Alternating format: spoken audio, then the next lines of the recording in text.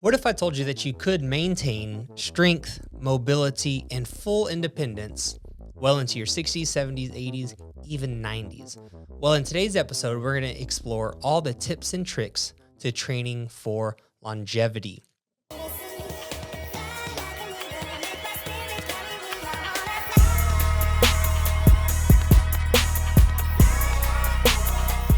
Welcome to Only the Greatest Podcast. If you're feeling stuck and unsure what to do next in your fitness journey, we might be what you're looking for. My name is Philip. I own and operate OTG Fitness, which is a private personal training gym on the south side of Houston in Webster. I do this podcast every week with my best friend, Daryl. We've been friends since third grade and working out together ever since. Also joining us today will be Sean. He's the one that makes this podcast not only sound great, but look good as well. Our goal here is to help Houston make its way up the ladder of health and fitness. So if you're in the Houston area and ready to become the greatest version of yourself, be sure to like and subscribe on your favorite podcast platform.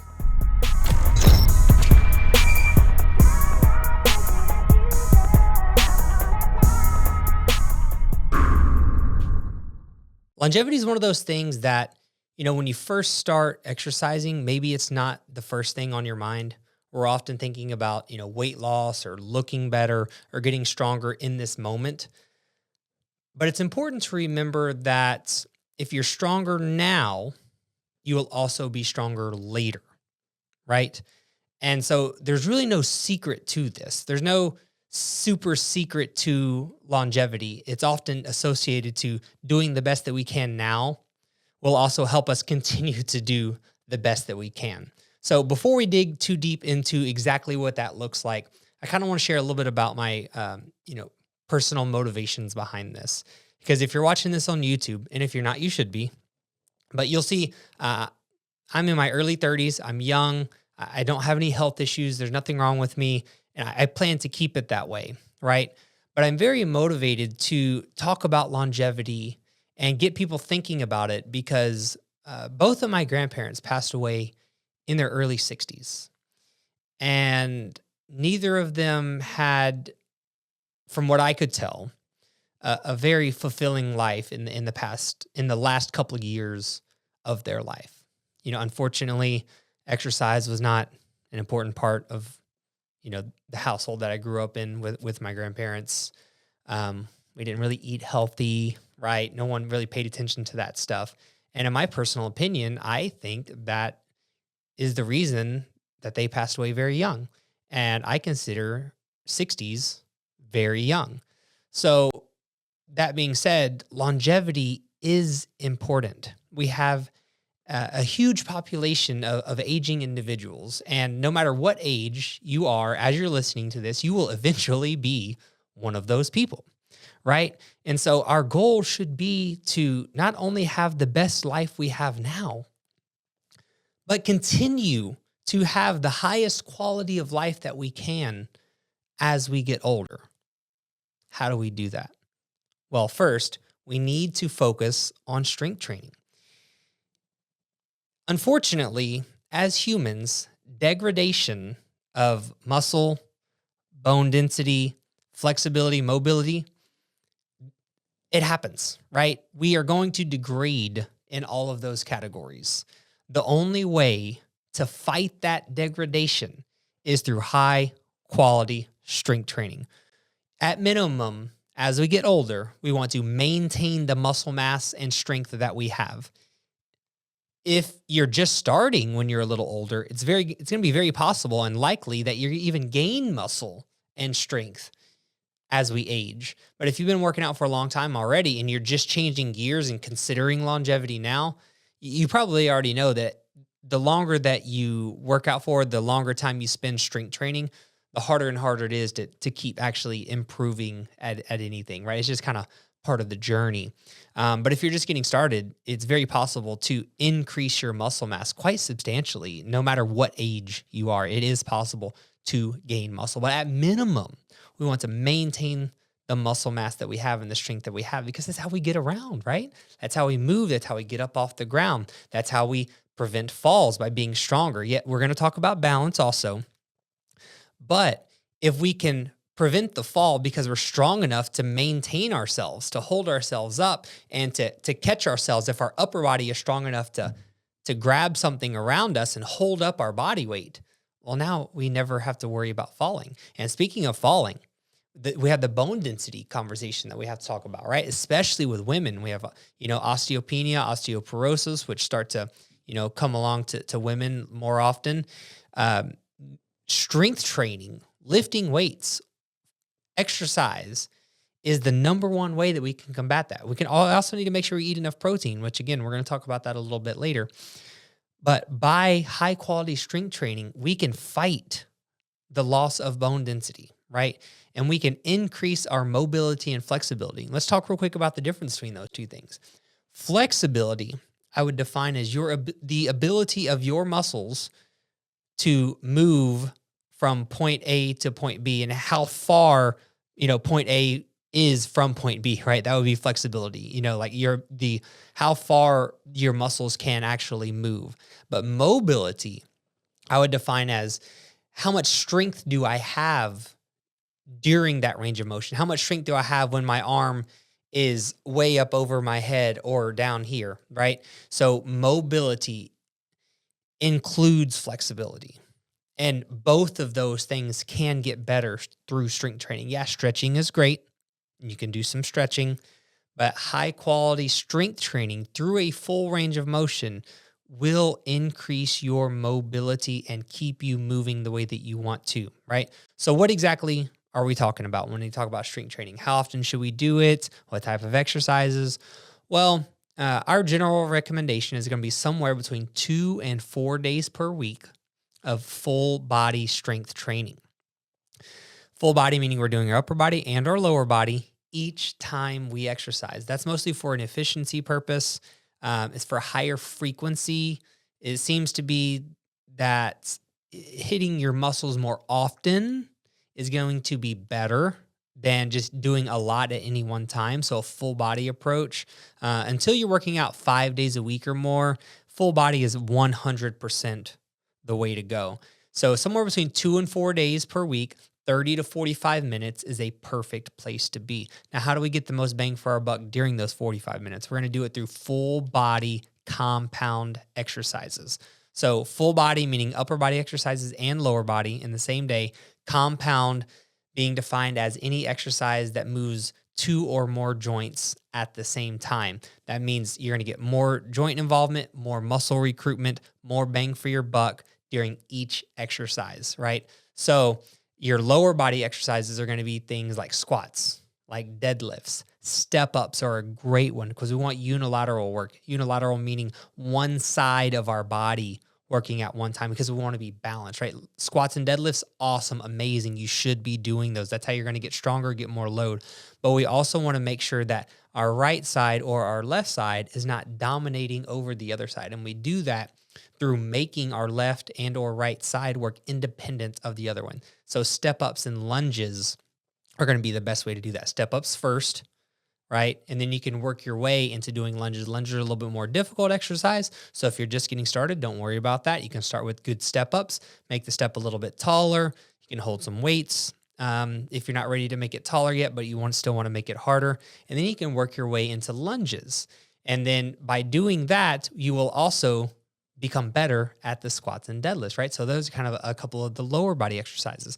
And we can pair those up in superset fashion with an upper body exercise. If you don't know what a superset is, that's where you do 2 exercises back to back with little to no rest. So for example, if we went from a lower body compound exercise like a squat to an upper body compound exercise like a row. A row would be anything where you pull it towards you, right? You pull something towards you. That would be a row. So other compound upper body exercises, you have your bench presses, your overhead presses, your lat pull downs. All of those things are great bang for your buck and help you get stronger in our upper body. So you can pair up a lower body compound exercise with an upper body compound exercise. And if you do that anywhere between 2 and 4 days a week, 30 to 45 minutes of total workout time each session, I promise you will start moving in the right direction and your longevity will be much better. Beyond strength training, we also need to do some cardio, right? So strength training is number one. That's our biggest priority. We want to put that first into our schedule. But we also want some dedicated cardio time. Also somewhere between 2 and 4 days a week, right? So depending on how much total time you have, you can kind of put together this plan. But somewhere between 2 and 4 days a week, we also want to be doing some cardio work. So cardio, I'm going to just define as any specific activity that elevates the heart rate. So those can be things like walking, jogging if you're capable, swimming, riding a bike, anything that gets, probably going to get your whole body moving and elevate the heart rate. That's going to increase our aerobic capacity, which we want, right? Make our heart stronger and increase our overall endurance. So not only do we want to be strong for a quick lift, like a quick set of 5 reps, right? But we also want endurance. Let's say, we want to go on a long hike, 2 hours, 3 hours, something that's outside the rugged terrain. So by having those dedicated cardio sessions, we're also going to be able to continue to live the most purposeful life that we can and do the activities that truly make us happy, where we can spend time with others, get outside, travel the world like we want to. Without cardio, without a healthy, strong cardiovascular system, you're not going to be able to do those things. So I'm talking somewhere between 20 and 40 minutes, 2 to 4 times per week. If you want to stack it with your strength training, very possible. I would encourage you to do it after your strength training. Remember, strength training is going to be our priority. But if you can do it on a separate day, that's even better, because now we're going to have a little bit more energy, more mental focus, right? Where we can really knock out that cardio session. So strength training first, cardio right behind in line, right? You can do it on the same day, but doing it on a separate day, especially if you're a beginner, you're just getting started, by doing it on a separate day, you're going to have more energy and be able to put forth more effort to that cardio session. So pick what you like, right? I think cardio should be, as fun as possible. So I often prefer to do it outside. Something in a group setting is always a great idea. An activity that you enjoy doing. And speaking of activities, I do encourage everyone to have just an active lifestyle in general. But these cardio sessions are separate from that. They are purposeful. We want to have purposeful sessions. We want to have purposeful strength training sessions and purposeful cardio sessions where we're going in with a purpose. And so most of our cardio time is going to be spent somewhere in zone 2. And if you don't know what zone 2 is, that's a heart rate zone. There's 5. I've heard some people using even a 6th, but in general, there's 5 heart rate zones. Zone 1 being kind of where we're at now. I'm just talking, not doing anything special.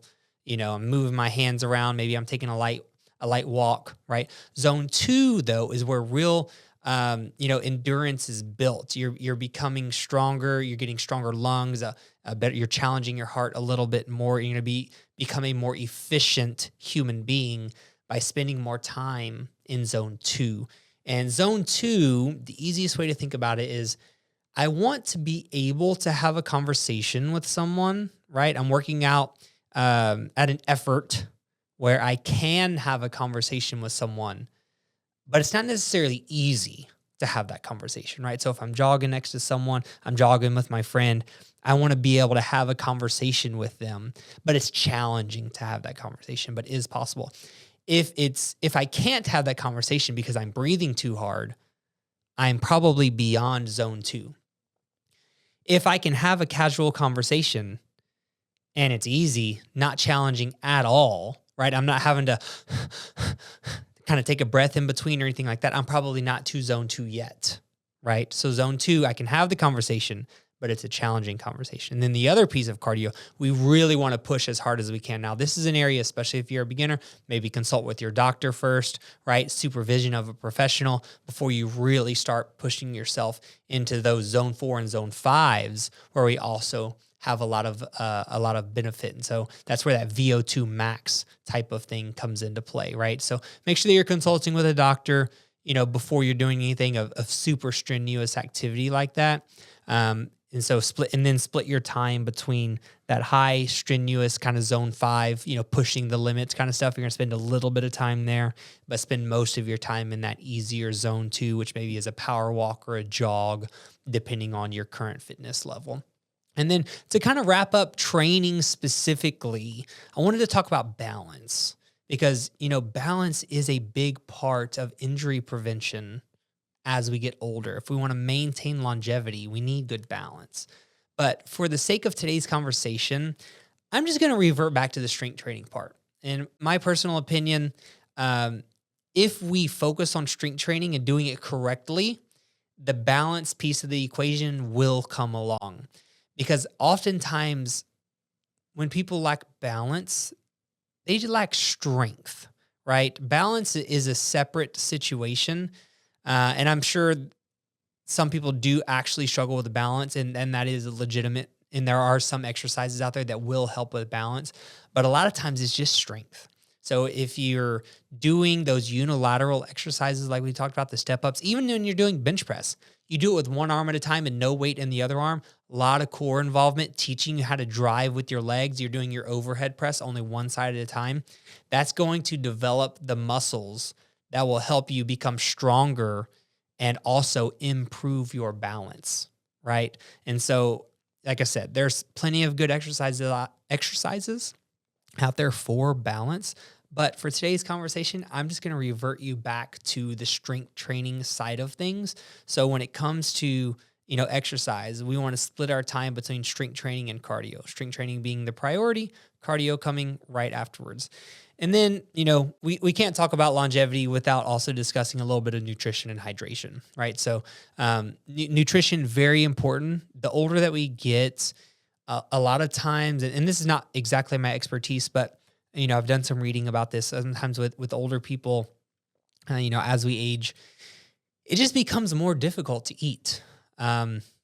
It's more of a hassle, more of a challenge, right? So we really need to make sure that we're focused on getting enough protein. That kind of goes back to the muscle mass and bone density situation, right? Getting enough protein to also recover, right? So protein and hydration are big on recovery. And then also just total calories, right? Because if we're not eating enough total calories, it's also going to be very difficult to maintain and gain strength, maintain and gain muscle mass. So enough total calories and enough protein are super, super important. There's plenty of calculators and stuff out there that can help you come up with the total amount of calories and protein that you need. But a lot of times, if you're coming from an area of not focusing on it at all, you don't even need that. Just start to focus on getting enough protein, and you will see those total calories get to the place they need to be as well. And then with hydration, again, don't overthink it. Just make sure that you're getting enough water. You can flavor it up a little bit if you need to, but stay hydrated, and you'll just overall feel better. All the functions of your body work better. If longevity is on your mind, I'm assuming that you spend a lot of times outside. You want to get out and go do things. You're sweating, so make sure you're replacing that with water, with electrolytes. Stay hydrated, right? So, to recap all the things that we talked about real quick when it comes to longevity, strength training should be our focus, right? Cardio, we need to do some dedicated cardio sessions also. And a full weekly plan could look something like 3 days a week of strength training, 30 to 45 minutes, and then 2 days a week of cardio sessions, 20 to 40 minutes. If you want to stack those together and only work out 3 days per week, so 2 of them you're also doing cardio and 1 of them you are not, great. It's perfect. If you can do 5 days a week, then you can do 3 strength and 2 cardio that are separate. The cardio are on separate days from the strength training. Either one of those scenarios can work. I would encourage to separate them if possible, but if your schedule doesn't allow, that's okay too. Do the best that you can, right? And along with having an active lifestyle, just stay active in general. Movement can be fun, right? So find activities that you like to do. It doesn't always have to be dedicated exercise time. So guys, start small. Work your way up. If you need to start with 2 days a week of only the strength training And then once that becomes normal, add in a cardio day. Awesome. Then add in another one, and then add in another strength training session. Perfect. Nothing wrong with that. You have to start somewhere. So if you haven't started yet, I hope that this can be your motivation to start now, because I promise you can live a long, fulfilled, and purposeful life. If you need help with that, you can call us. My name is Philip. I own OTG Fitness. Our gym currently is in Webster. We have our second location opening in Pearland very soon, and we want to be the face of personal training all over the city of Houston. So depending on when you're listening to this, maybe we have more locations open now, but just take a look online, find OTG Fitness, give us a call. We're on all the social medias. If you're listening on YouTube, please like and subscribe. Anywhere else, leave a rating. We're on TikTok, Instagram, Facebook, all the things. You can find us under OTG Fitness.